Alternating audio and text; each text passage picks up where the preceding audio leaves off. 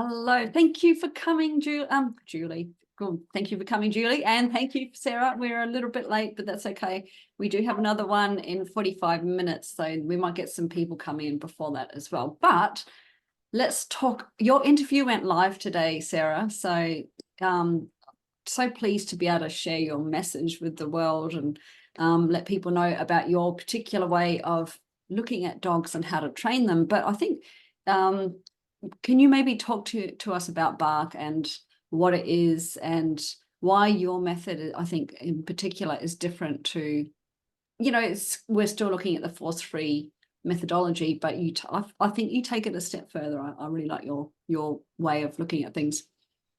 Thanks so much. Of course, I'm happy to talk about this. I could talk about this stuff all day long. There are sort of a few different ways that we approach situations differently from this framework than the traditional R plus positive reinforcement force-free side of things.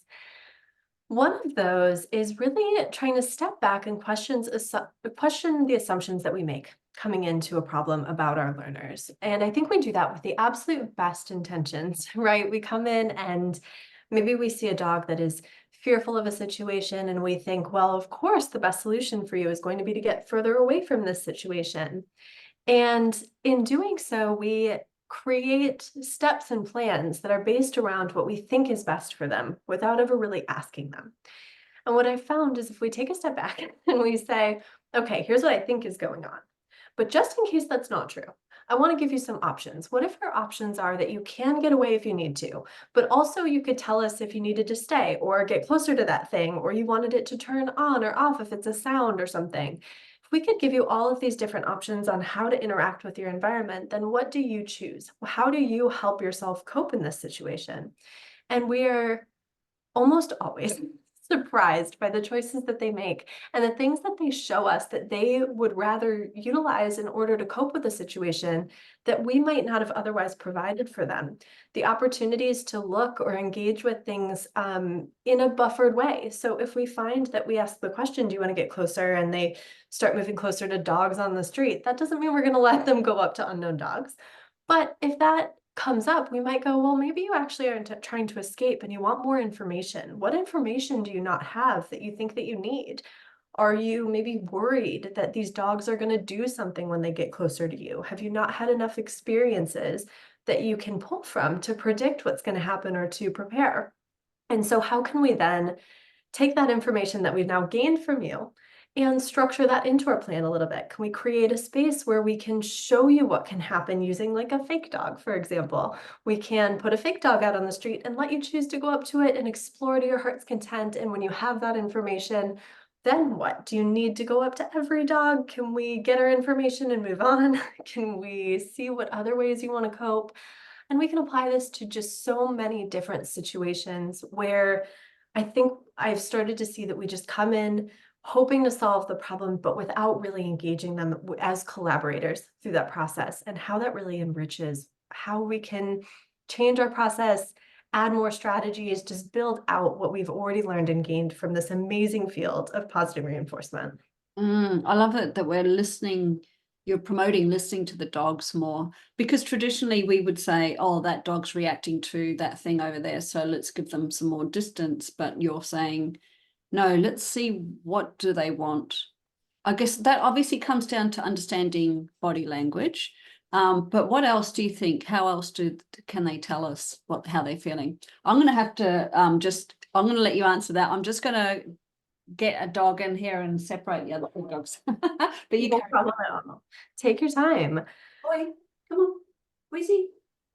Go, go. So Boy, come on. Come on. Chase. Chase. Chase. Chase. Go. Now you go. Oh, you go. Oh, sorry. Yeah. no problem. Take your time. It gave me a second to like make a note, kind of plan Right. out things. So that's awesome. Yes, I love that you brought up body language. Body language helps us a lot, but it's another one of those areas where we're doing a lot of interpreting. And so we see things like signs of fear, but it doesn't tell us how to respond to that fear, how you want us to help you cope with what you're feeling. And so I find that setting up very distinct and proactive ways that they can communicate with us. So these are not things that we discover because we're out on a walk and we're trying to open the opportunity. You know, we've come to the street corner and now we're stepping back and saying, do you want to go right or left? It's not quite like that.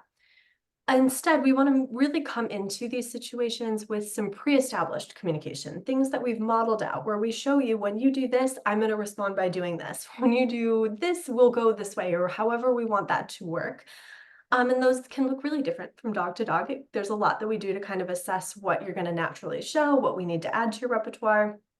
But I find that is a really important and necessary step, because there are so many ways that we unintentionally inhibit communication and exert more of a psychological influence over animals that can really prevent us from understanding what choices they would make if they really had agency. And I think we like to believe that just opening the door to choices, like when we come to that street corner and we say, which way do you want to go, that they're going to tell us the truthful choice, the thing that they want in their moment. And that doesn't take into account the power that we have in our interactions with animals, the power of conditioning. We talk all the time about how our goal of training is to teach them to make good choices. So we know that we can teach them to make certain choices. Are we always aware of when we're doing that? Are we aware that we always go right when we hit that street corner? So do they know that left is even an option? Are they going to choose it? Are they aware? Has there been any time in which they've tried to go a direction and we've said no to them? All of those variables are going to impact whether or not they try to express a choice in a particular situation. And so just stepping back and creating the opportunity isn't quite enough. We have to empower them with a clear way to tell us the option. We have to make sure that they know that we're going to listen, that we've really established that relationship of understanding before we ask these pivotal questions. Does that make sense? Yeah. So with your the free gift for the summit was pointing, like, you know, was the first step, or, you know, a segment of your course. So how important is teaching a dog to point in terms of your philosophy? Oh, I love that. Is that how they go, oh, this is the way I want to go, or, you know, someone's coming in? It's one option. What's important kind of depends on the individual situation, right? And so what we're looking to really do with each individual case is look at where you really need a voice. You know, where do you really need to tell us what's going on? And we often start there. Our goal, however, is to give tools that are able to be generalized really quickly in communication. So the thing about pointing is that it's one skill that has infinite meanings based on what you point at. So we teach you one little thing that you can use, and you can tell us all kinds of things. You can say, pay attention to that. I want to go this way. I want that door opened. I'd like that bag of treats that's up there. I'd like to go, you know, in any different way, or I'm interested in that. And so I like to start with behaviors that offer a high amount of generalizability. Exactly, so that they can come in and be able to express themselves in a lot of different ways very quickly. If we get a little too myopic and it's too specific, it doesn't come into new situations well. So pointing can be a great way to do that. There are some other strategies that we talk about in the course. There's a concept called reverse mimicry. What? Reverse mimicry. We might be familiar with like copy that or do as I do, which is our way of teaching animals through mimicking us. And we want this to work in the reverse, to teach them that you can use your body to manipulate our body. So based on where you want us to go, do you want us to reach for something? Do you want us to move in a different direction, get low with you? You can use your body to show us what you want from us. And so we find that dogs are able to like get us into a seated position or get us to squat down where they may have not otherwise had a way to express that. That can be another sort of building block that we start from. It depends on the situation and the skill set of the dogs already, how they naturally communicate, but there are just so many different ways that we can start to really cultivate this language with them. It can start with pointing or it cannot. It's really up to the individuals. I just find it really exciting. I don't know, because I mean, dogs are communicating with us all the time. And, you know, if my dog wants to come in, she'll tap the door. So she's clearly saying, let me in. She doesn't do it to go out for some reason, but when she wants to come in, she taps the door. Or we've got into this habit where when I come back from a walk and I'm taking off my boots, she's now insisting that I sit on the floor and she kind of has a cuddle at the same time as I'm taking off my boots, but she's clearly telling me what she wants. But I'm sure, in a sense, what you're saying is you're giving them a language, which they don't necessarily have. And if we teach them that, if they do this, they might get, this can happen. We were actually giving them more of a language, I think. Would you say that's accurate? Yeah, I'd say so. I think we are learning how to understand them better by creating a language that we both mutually agree upon. So when we're stuck interpreting their natural language, there's a lot of bias there. There's a lot of influence that could be incorrect. So it's a way of us coming in and sort of verifying, saying, is this actually what you mean? Is this actually how you want me to respond to this? Because they do naturally try to communicate with us. There are so many dogs that will tell us that they want their food by sitting by their food bowl or nudging it or picking it up or whatever it might be, or that ask to go outside by already going over to the door and kind of pointing at it. So there's a lot of ways that they are using their own natural behaviors to tell us something. And so it's not so contrived that we're getting away from things that they would already do. They already use joint attention, but how can we structure it to make sure that we really understand that we're getting precision and clarity and verification from them? We're not just saying, I see that, I think that's what that means, therefore it is. We want to make sure that we're kind of going in and solidifying that. And then where do we take it from there? What other situations maybe have you been trying to tell me something that I wasn't aware of that I can now empower you with some skills to be a little clearer? And where does that take us? What do you show us? And we're constantly surprised by some of the things that the dogs will ask for or show us and tell us in their daily lives, as well as in these behavior modification scenarios too. Can you give us an example of what you've been surprised by? Oh, of course. There are so many. A recent one, and this is on TikTok and I think Instagram as well, posted by Best Life Dog Services, which I highly recommend you go follow them. Gabrielle is I amazing. shall write it down. Definitely, it's Best Life Dog Services.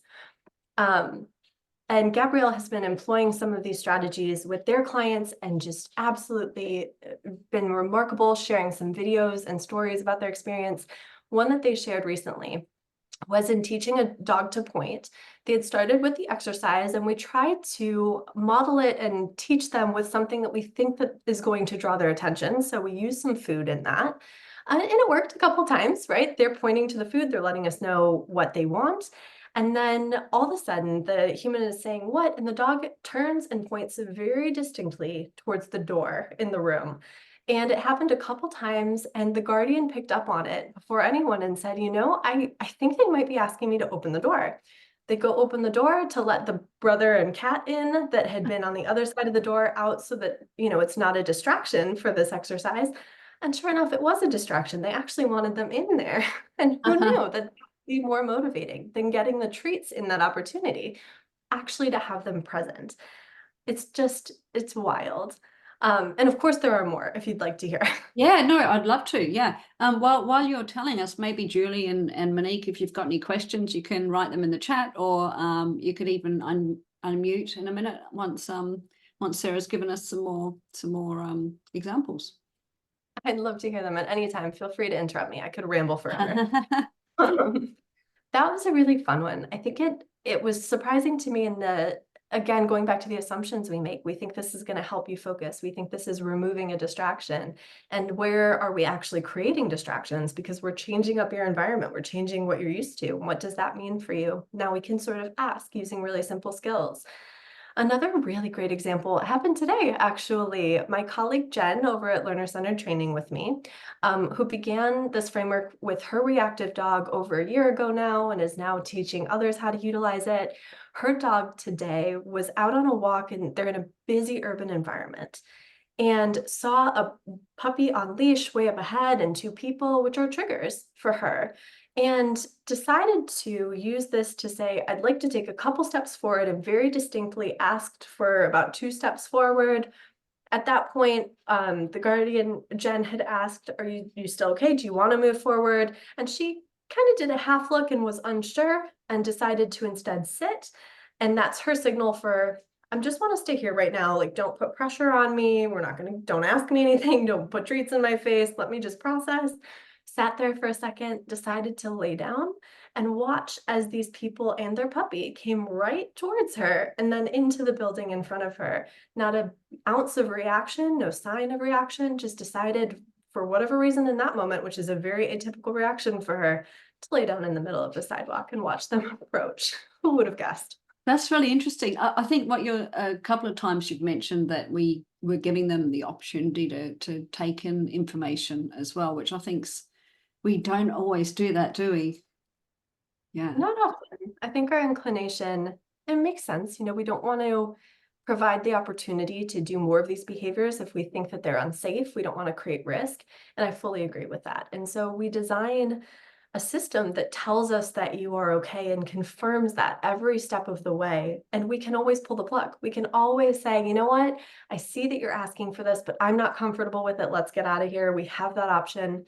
But we have more ability to verify before you even sit down. So those moments where she was approaching and she was saying, one more step, one more step, the dog was telling us that through very intentional behaviors. She's giving eye contact, she's next to the person and she's pushing them forward one step at a time, saying, move a little bit closer.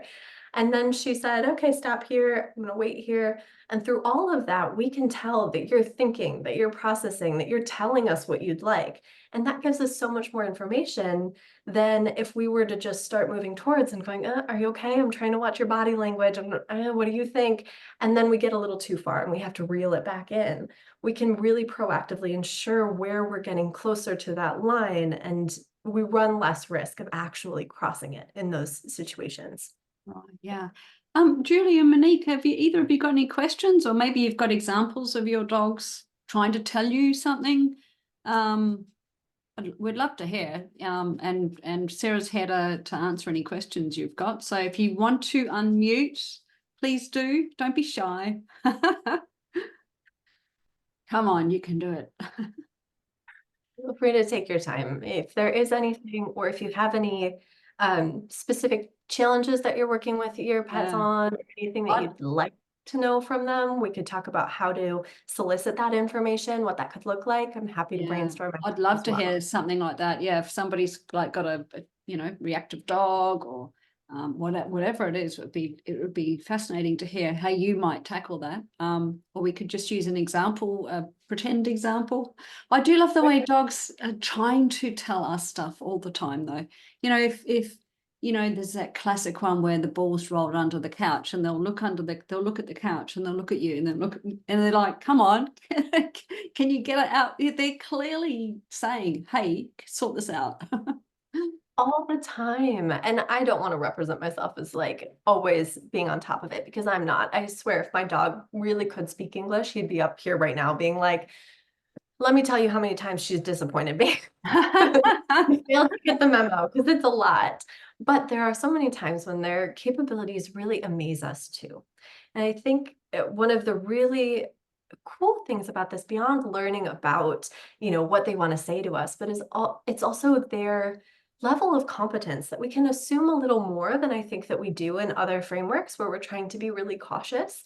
And we can let them tell us what they're capable of. A great example of this is the other day, he's eating his dinner. He's eating it out of the Weeble Kongs. It's the big plastic wobbly, and kicking it around the house. And we had just put some grass seed out in the yard in the morning. And when he wanted to go out in that morning, I had told him, stay off the grass. You can stay on this area. The one time he attempted to go on the grass, I said, come back inside, please. You can go back if you don't touch the grass. Happened once.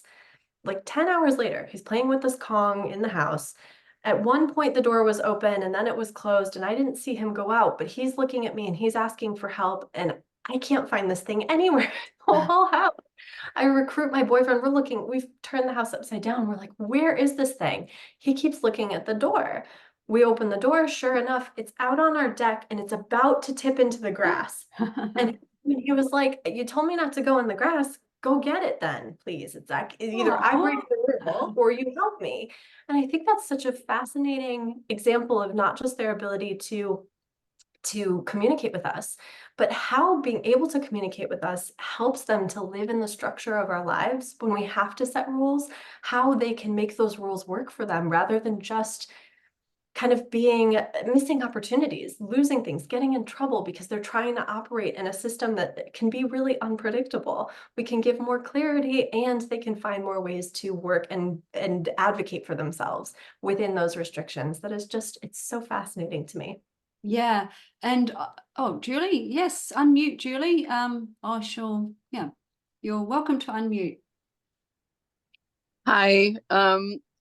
Thanks for offering the opportunity to ask questions. I feel like I have a chocolate lab who's just, well, I think they're known for being overexcited, but that's definitely his. I grew up with He's- a black lab, so I know exactly what you're talking about.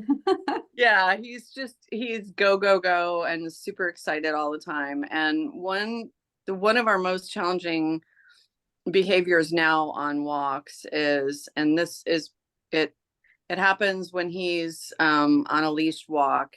And if I stop to talk to a neighbor, so I have a neighbor pretty close to me that, we just started our walk last night, and we get to the neighbor and I start talking to the neighbor and my dog wants to go, and he just starts barking really loudly at me.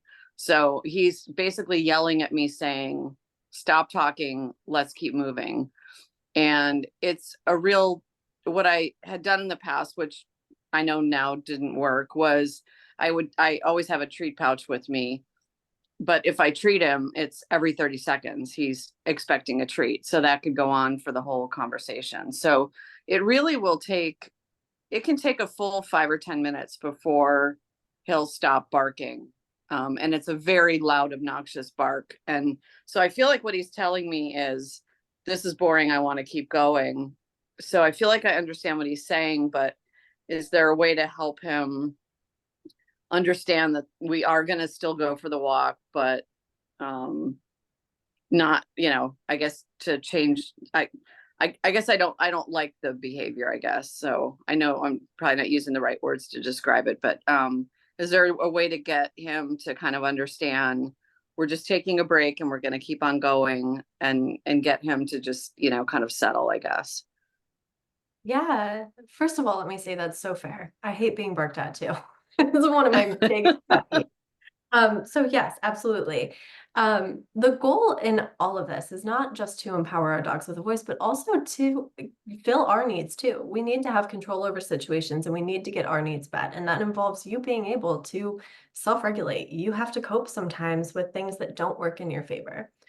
So I want to start by kind of breaking down the conditions that tend to get us to that behavior, because it's often not just the situation that they're in. It's usually a few different layers that can be involved that we can peel back. One of those layers is when we feel a lack of agency sort of in general. So I'm imagining, throughout the day, maybe not knowing when your walk's going to be, or it's on a routine, but you don't get to like ask and make it happen. But you do get the opportunity, and that's great. So you get to go out. Now you're really excited because it's happening and you want to make the most of it because you're not, when it's going to happen again, but you have to wait. And that kind of stinks. You don't feel like you can just fill that need yourself. We've got this already amped up state of kind of opportunism, needing to take it all in as much as we can. Another layer that can happen in that is some frustration. When we're not feeling like we have control, we're trying to take as much as we can of what we get, but we also aren't in a position of kind of directing the walk. Maybe we are going on our usual route and we make some choices. We get to stop and sniff some things, or sometimes we get to turn one way or another, but we're not really the one in power on that walk. There can be a lot of pent up frustration already. And so there might be something that's amping him up so that when you stop to talk to that person, he's like, this is my time. Why? Come on, let's get going. Let's get out of here. And so one of the ways that I like to kind of buffer for that effect is to give you a lot of ways to calm down and dictate what your walk needs to be when it is your walk. So we don't necessarily have to say, you get to ask us and we're going to go for walks anytime you want. But we can empower you with ways once we get out the door on the walk to direct the walk. Tell us which way you want to go with within reason. You know, there are going to be things that we can say no to. We don't want to go into the busy street. We can't go in the neighbor's yard. But if you can say what you want from the get-go, you're getting to make all these choices. You got to choose how fast we go. You got to choose that we went left instead of right. You got to choose that we stopped and sniffed this bush for 10 minutes. And then finally we get to a point where we make a choice. The weight of the scales is a little bit more balanced than it was when they had no choices. They had one choice, and then that one choice is getting taken away from them. And they tend to tolerate that really, really well. We tend to see them negotiating a lot better. When we have to take control, they're like, whatever, because I get control over the next decision. So it's not as much or as severe of a loss. It doesn't induce as much stress and anxiety and this sort of pent up feeling when they come into that walk the next time. So there are a variety of skills that we teach with that in order to give them these controls. They're in an online class that I host right now to give it a little bit more, but that's sort of the theory behind what I'd be going with. Does that make sense? Julie? Yeah, I think so. I think what you're saying is, so it's kind of broader picture to give him more choices and agency on his walks generally, so that maybe he's less frustrated if, and I can see that, yeah, it'll happen at different periods during the walk, but certainly because this neighbor is just a house down, he's so stoked. We're going to go on a walk. And then all of a sudden, within 30 seconds, we're stopping. And he's like, are you joking? So I think that's part of the scenario. If it was at the end of the walk, it would be less, he would be less challenged, I think, with it. So you're saying that by giving him more choices on his walks, generally, that'll start to kind of help him understand that, once we leave this situation, he'll have more control or more agency. Yes, in a sense. The idea is that agency in general brings down frustration. We just know through multiple studies in humans and in animals that agency decreases arousal. So when we get into these arousing situations, the more agency you have, the less you're going to have coming into that. More specifically, in this situation, if we can predetermine ways that you have control on your walk, where we make sure that you have a good history of being heard, and we have ways that we can communicate with you that you understand as well, then when we have these moments, there are a couple things that could happen. The first is that he just goes, okay, I'll just wait it out until mom's listening again. That's helpful. And that would be an ideal scenario, which can happen. Another scenario could be that maybe he's frustrated in that he wanted to go a little closer to a bush that's 5 feet away so he could sniff that while you're talking. And instead you're standing in a spot where he can't access the thing. Now he's waiting and he's more frustrated. So if he was equipped with a few little skills to make some minor adjustments to where you stop, or just offer some suggestions, and maybe you don't have to take them. Maybe you just say, hey, I heard that. Is that enough for you to be able to calm down for 5 minutes? Let me talk to this neighbor, and then we'll meet your needs as well. I think a lot of frustration and those outbursts of yelling at us or demand behaviors, when we see things like demand barking, jumping on us, those really persistent behaviors, there is a drive in those that comes from not feeling heard. And if we've ever experienced that with another person, where you keep repeating things, or My husband. right? And then you're getting more and more frustrated about it, and you feel like you have to keep saying it because it's not going in. I think that dynamic really exists in our dogs as well. So when I start seeing sort of repetitive behaviors that aren't functional, like very clearly barking at you is not doing anything to help his situation. It's annoying both of you. I want to ask what the feeling is behind that, and where's that coming from? And if we can get rid of the feeling, we get rid of the behavior. Does that help make it a little clearer? I know this is sort of abstract stuff that we're trying to boil down into a Q&A, so I hope it's clear, but I know that it's a lot. And if you guys want to follow up with more questions, please feel free to reach out. I'm happy to talk about this stuff all day long. Yeah, and jump on Sarah's website as well, because she's got lots of resources there and courses and stuff. So yeah. Okay. But does that help, Julie? Thanks very much. My pleasure. And definitely, if you want some more specific tips about how to employ this, there is a course on my site. It's called Unleashing Animal Voices. We talk about leash skills. Pointing is, there's a free lesson from this conference that you'll get sort of a preview of the course. There are like 8 more lessons in there right now. There's a lot more to come. And every week we have Zoom sessions that are Q&As as well as coaching time. So if you're starting to work through these things and you want little tweaks or tips or any pieces like that, it's a way to get some personalized guidance as you continue to utilize it in your unique situations too. So please feel free to follow up there if you want any additional information about this. More than happy to give it. Chantel or Monique, have you got questions for Sarah? Feel free to unmute. Very quiet. So fair. I know it's a Monday night and Tuesday Oh, morning for some and everything. So that's so valid. If anyone needs to take time with it, no big deal. yeah. You know, I'm always available. This is not the only opportunity for Q&As. You're welcome to reach out to me for sure. But happy to talk about whatever, or if there's anything that you just want to hear more about, if you don't have a specific question, you just want me to like ramble more about something, I'm happy to do that too. Yeah, I just like the whole philosophy of it, giving the dog the opportunity to get more information about what's in the environment, is especially outside of the home, but listening to them more, like being more aware, but then giving them that opportunity to tell you something, so maybe they, in a way that you understand. It's really invaluable. The things that just take so much work out of it. You know, I have done force-free positive reinforcement training for, gosh, over 15 years now. And, you know, I was certainly somebody who would have come in and counter-conditioned and desensitized and worked on pattern games and all of the things. And that's not to say that those things are bad, but they are time-consuming. They require a lot of time energy and mental energy and don't always feel productive. There are definitely times where you're kind of like, you know, I'm going through the motions and I don't feel it clicking in quite the same way.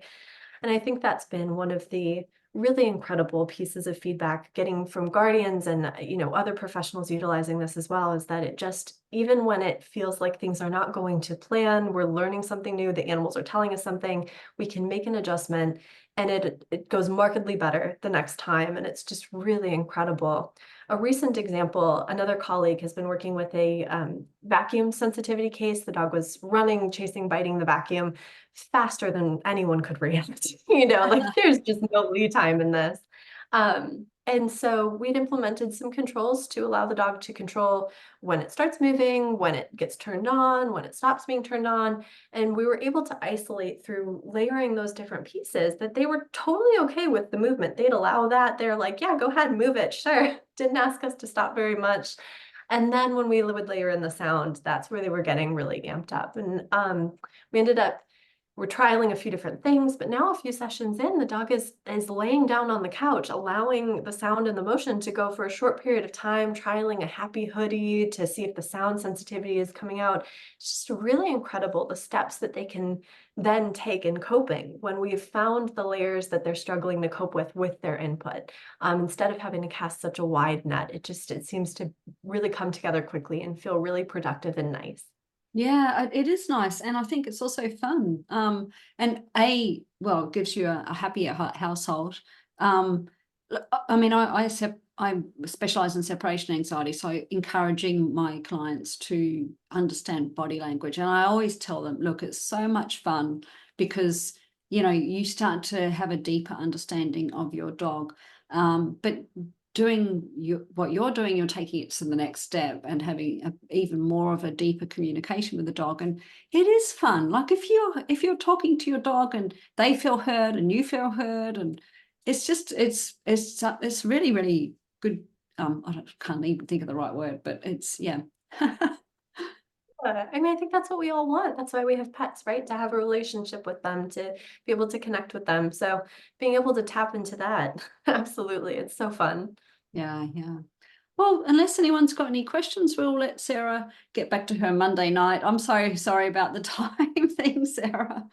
Don't worry at all. I'm so entirely glad my that I was fault. able to have back on. Not a problem.